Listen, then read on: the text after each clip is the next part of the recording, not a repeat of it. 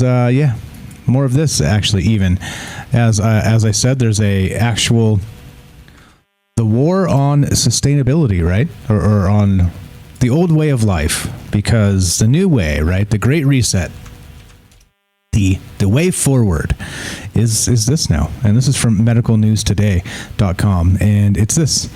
It's excessive animal farming created perfect storm for pandemics, scientist says. Weird. A professor of evolutionary genetics states centuries of intensive breeding have made livestock a mixing vessel for the evolution of pathogens that can jump from animals to humans. In the editorial in the journal Virulence, he argues that emerging infectious diseases pose an existential threat to our species. To minimize the threat, he advocates reintroducing genetic variation to livestock and crops and reducing consumption of animal protein. Interesting how a lot of these things say the same exact thing. Let's see. All right, we got a phone call. Let's go to I believe this is Rohan in the United Kingdom. How are you, my friend? Hello. Test 1 2. Testing 1 2. Are you there? I'm right, brother. Yeah, I can't hear you on my phone though. But... Okay, I got you now. Hello? Welcome to the show. How are you, Rohan? Hello? Can you not hear me? Hello? Test 1 2. Are you there? I'm good. I just got a...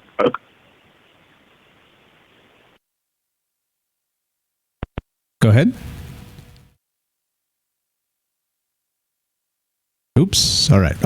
Call me back when you get that sorted out. No problem. That's Rohan from the UK, good friend of the show, and met him on the Fringe FM Discord. Lots of good stuff. Always helping out with dropping links and stuff like that for us. He's a very, very big advocate for troubled minds and for this show as well. So he's calling back. We'll talk to him in a sec. He says, gone weird, I will call back. Okay, no problem. That's all right. So excessive animal farming created perfect storm for pandemic, scientist says. What's up? We got Matt says we need synthetic meat.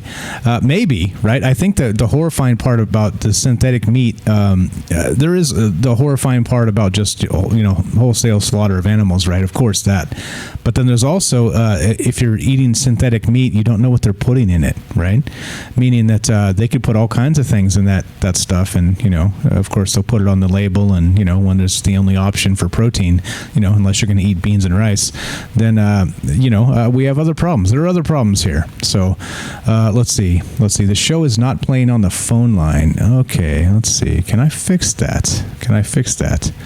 That's weird. That means you should be able to hear me and vice versa. Let's see. Let's make sure this works. All right. See, that's a problem. That's a big problem. And I think you may be right. Let's see. It's not coming through Voicemeeter here for some reason. One moment. Let me see if I can fix that. Can I fix that? Let's look at this real fast. Let's look at this. Yeah, so that should be off. This should be off. Yeah, I think we should be all right. I don't know what's going on here. Well, okay. Let's see. So if you can't hear me, that's a bad thing. All right. How about now? Can you hear me? Rohan, welcome back to the show. Testing 1 2. Yeah, that's not good. So if you can't hear me, then we can't have much of a conversation. We can hear you if you want to make a... Yeah, I can't hear you, brother. Okay. Go ahead and tell me what's on your mind then.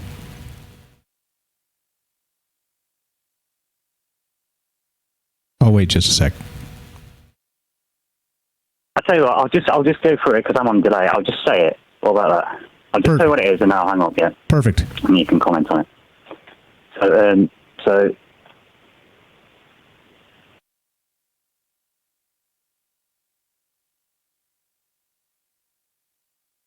Okay, I'll go through it. So I've got about a 6-second delay. But, so what it is, could you mention CJD? I don't know who it was. It was a researcher years ago I came across. I just tried to look him up, couldn't find him. But the researcher that years ago said that he'd been checking for the wind patterns fallout for nuclear facilities.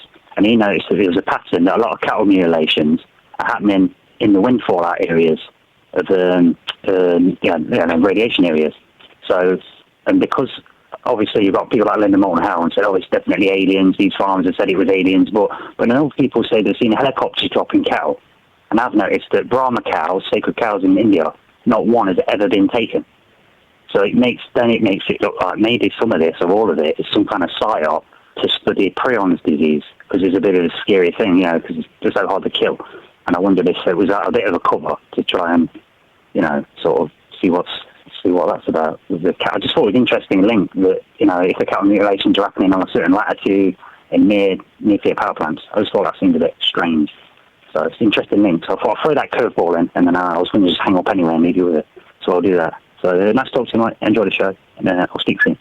Thank you, sir. Thank you, sir. That's Rohan, and that's a good point too. So we talk about cattle mutilations, Linda Moulton Howe, and some of that stuff on the other show quite often, and that's a good point. Is that it does seem like if these sacred cattle in the India are not being taken and subjected to these cattle mutilation type things, that it does seem like it's a possibly a man-made phenomena or some psyops or anything else. Sorry about that, Rohan. I'm gonna have to figure out what the hell happened. Because if it's broken now, it'll be broken for the show tomorrow, and that's not good at all. We need these phone lines to be working. What the f happened? So anyway, I appreciate the call, and good point. That's a very good point there. And I don't know. I can look into the prions disease a little bit and see what's up with that, and maybe do a deep dive at some point. Appreciate the phone call, my friend. But yeah, so back to this just for a sec. Notice the Great Reset, the way forward, right? The sustainability, all this stuff. It's and again, like I realize there's an ugly part of the meat industry, like a very ugly part, but the other terrifying thing, like I brought up before we started this, is that you don't know what they're putting in the schmeat, right? The schmeat, the fake laboratory-grown meat. And in many cases, it might be horrifying stuff. I don't know. What's up? Axel says this. Let's see. Voice is a nightmare. Voice meat is a nightmare. Yeah. Axel says, I've always believed in the cattle stuff as covering up testing for radiation, which fits in with this. Yeah, it could be. These probs worse stuff in the farmed meat. Well, I don't know about that. Probably it could be, right? It could be, but still, then you're at the mercy. I guess we are anyway of whoever's going to put whatever chemicals they're going to put in the schmeat. But anyway, just as an example, right? Like it shows you how that this full spectrum control is possible in ways that people never even thought of. So anyway, weird that in the wild, parasites and their animal hosts are engaged in a dynamic cooperation comprising reciprocal adaptive genetic changes that naturally occur when two species interact. As a result of continuous adaptations and counter adaptations between the parasite and its host species, neither is able to gain a sustained advantage over the other. Evolutionary biologists like this evolutionary standoff to the race in Lewis Carroll's Through the Looking Glass, which, as the Red Queen describes it, quote, takes all the running you can do to stay in the same place. However, according to Professor Kok van Oosterhout, yes, that's real. Kok van Oosterhout is actually how you say it, a professor of evolutionary genetics at the University of East Anglia in the United Kingdom. This is a race that humanity is losing. In the editorial in the journal Virulence, he warns that our highly bred livestock cannot keep pace with the evolution of parasites, such as viruses, due to the animal's lack of genetic diversity. As a result, livestock act as mixing vessels for the emergence of new infectious diseases that can then make the leap from animals to humans, which of course is how they describe the virus, the SARS-CoV-2. Yeah, I mean, this is what it is, right? This is what it is. Let's see. You guys in the chat are funny, but okay, all right. So that's the deal. That's what's going on with this, and more sustainable.